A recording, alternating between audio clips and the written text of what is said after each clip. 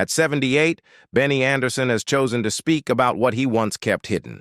For decades, his music carried the joy of millions, but behind it lived truths that were too heavy to share. He admits that the songs were not only art, they were a shield, a way to survive when words failed him. Now, in his later years, he reveals what really shaped ABBA and why the past still lingers in his heart. The architect of sound. Benny Andersson was born on December 16, 1946, in Stockholm's Vasastan district. His father, Gösta, worked as a civil engineer, while his mother, Leila, kept the family together in modest surroundings. Music was always present in the Andersson home. Both his father and grandfather Ephraim played the accordion, and when Benny was 6, he was given his own. That gift lit the spark.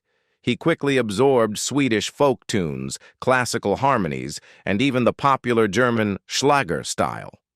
By age 10, he had a piano and began teaching himself melodies that felt natural, almost instinctive. Unlike many musicians of his generation, Benny was not formally trained. He was self-taught, with a sharp ear that could detect when a chord carried more emotion than the notes suggested. By his mid-teens, school no longer interested him. At 15, he left and started playing in youth clubs, earning enough to feel independent.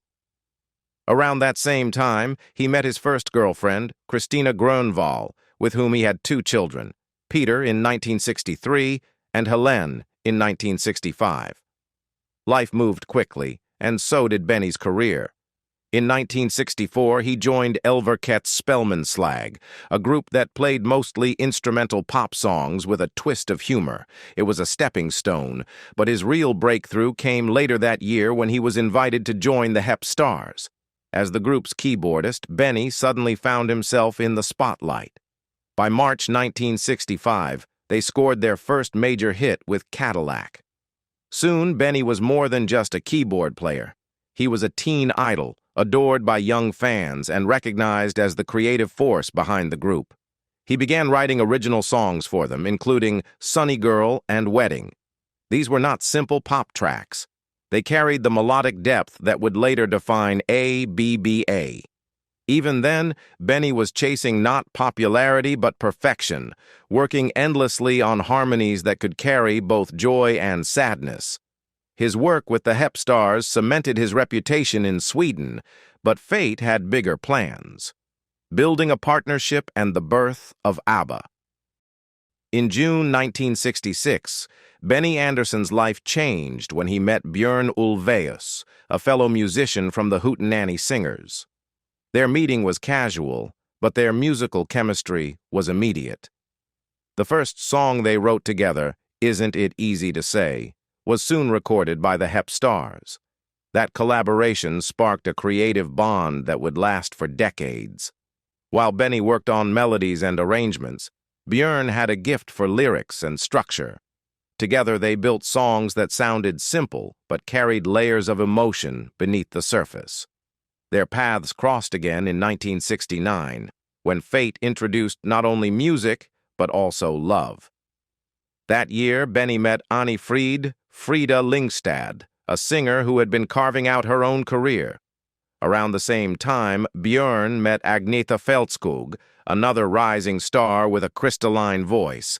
These personal relationships naturally drew the four closer together. Benny produced Frida's debut album Frida in 1971, while Agnetha starred in the Swedish production of Jesus Christ Superstar in 1972. Their collaborations multiplied, and soon the blend of Agnetha's and Frida's voices convinced Benny and Björn that they had discovered something unique.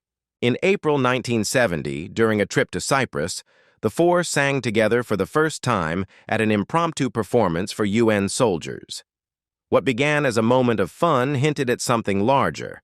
They started performing under the name Festfolket, meaning both party people and engaged couples. Although reviews of their early shows were mixed, their chemistry was undeniable. In 1972, they released People Need Love, credited to Björn and Benny, Agnetha, and Annie Fried. It charted modestly in Sweden and even reached the US, proving they had potential.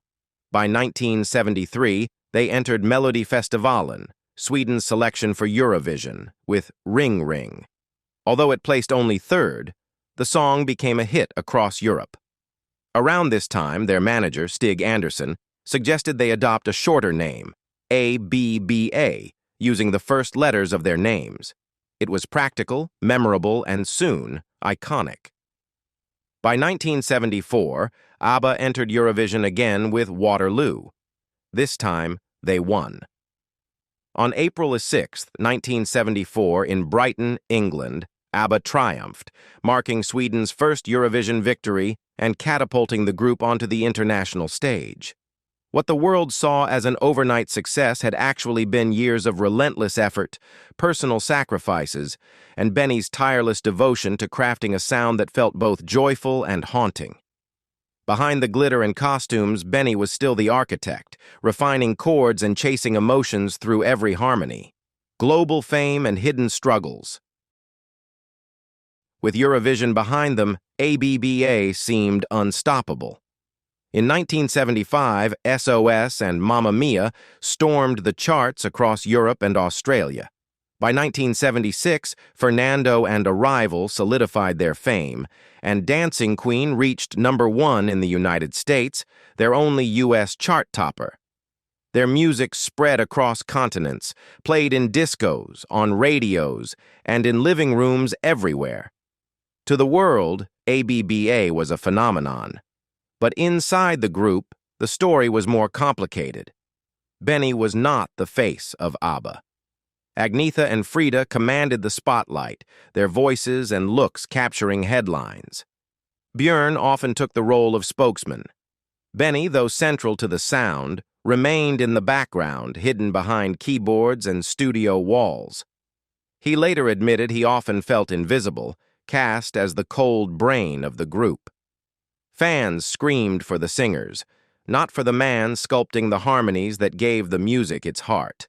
While the media portrayed ABBA as carefree and glamorous, Benny was carrying the burden of perfection. In the studio, he worked obsessively, replaying sections of songs dozens of times until the arrangement matched the feeling in his mind. He wasn't chasing technical perfection. He was chasing honesty. He once admitted that music became his substitute for direct communication. When emotions were too heavy to speak, he let the piano carry them instead. This reliance on music as an emotional shield shaped ABBA's sound. Even their brightest hits contained shadows. Knowing Me, Knowing You, released in 1977, carried the melancholy of a breakup disguised within a pop anthem. The Winner Takes It All, released in 1980, became one of their most powerful songs, interpreted by fans as a direct reflection of Björn and Agnetha's divorce, though Benny's fingerprints were all over its aching chord progressions. The relentless touring schedule also took its toll. In 1977, they toured Australia to massive crowds, but behind the scenes, exhaustion and strain mounted. Benny often found himself trying to hold the group together, smoothing tensions and carrying the role of silent fixer. Yet that responsibility wore him down quietly. To the fans, ABBA was shining brighter than ever. To Benny, cracks were already forming, and he could feel the weight pressing heavier with each passing year. Love hurts in harmony. Benny Andersson's bond with Annie Frida Lyngstad was not born from romance, but from music. They met in 1969, and their connection grew during long nights in the studio, where melodies and harmonies replaced conversations. By 1971, they were living together, and in October 1978, at the height of ABBA's fame, they married. To the outside world, it looked like a fairy tale. Two members of the world's biggest pop group, bound by love and music. But behind the curtain, their relationship was far more fragile. Frida was emotional, expressive, and open. Benny, by contrast, processed his feelings in silence. He admitted later that he often communicated better through songs than through words. For Frida, that silence became painful. She needed someone present outside the studio, someone to meet her emotions with equal intensity. Instead, she found a partner who retreated behind a piano when things became difficult. Their differences deepened over time. Frida's childhood trauma, growing up as the daughter of a Norwegian teenager and a German soldier, abandoned and later orphaned, meant she longed for stability and reassurance. Benny, shaped by his own upbringing and habits of emotional restraint, struggled to provide it. The studio became both their therapy and their battlefield.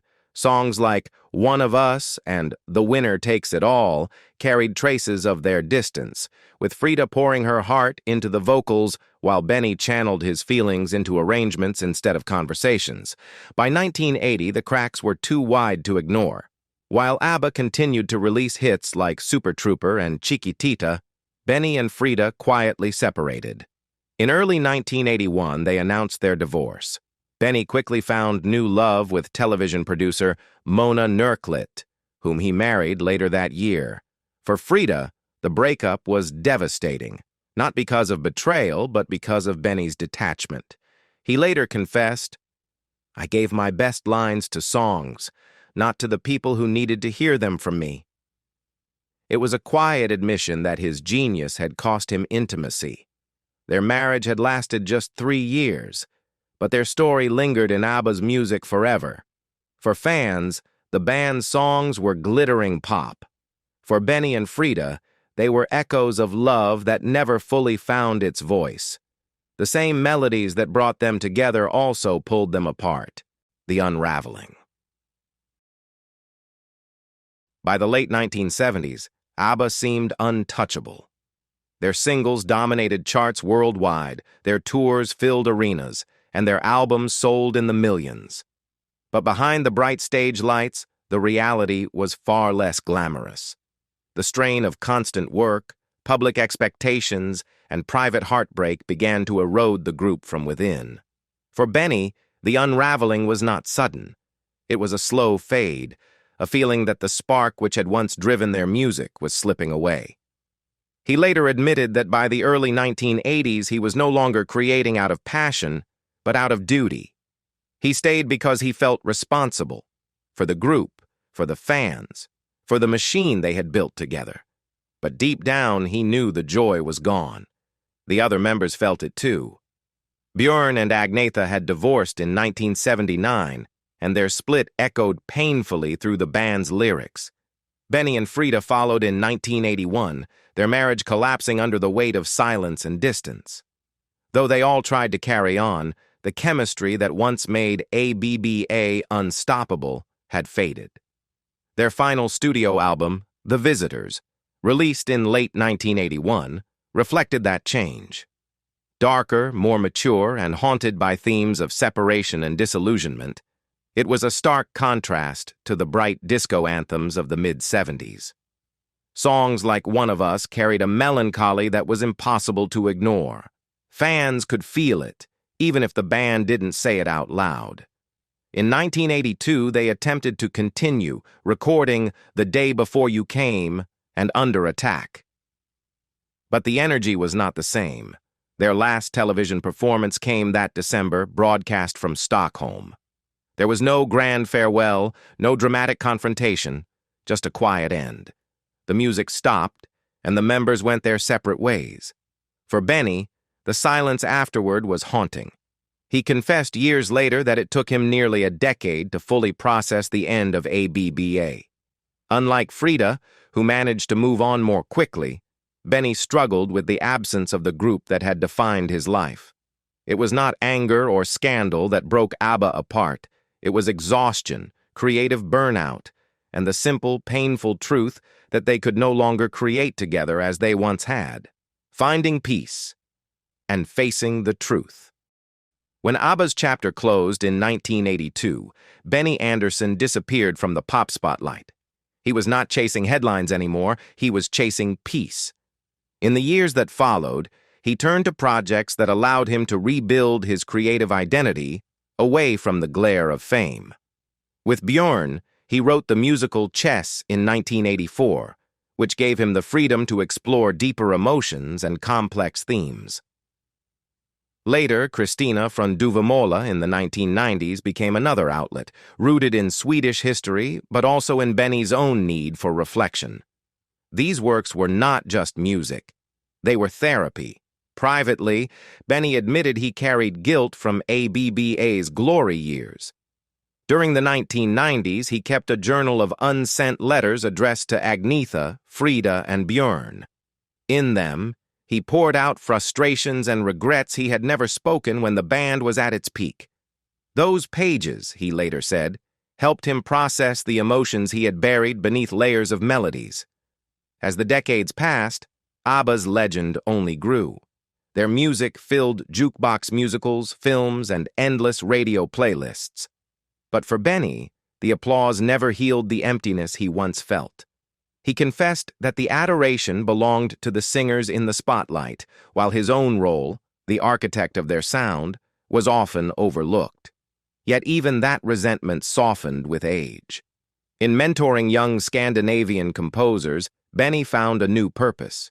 He taught them not only how to build harmonies, but also how to remain honest in their art, warning them of the emotional toll fame could take.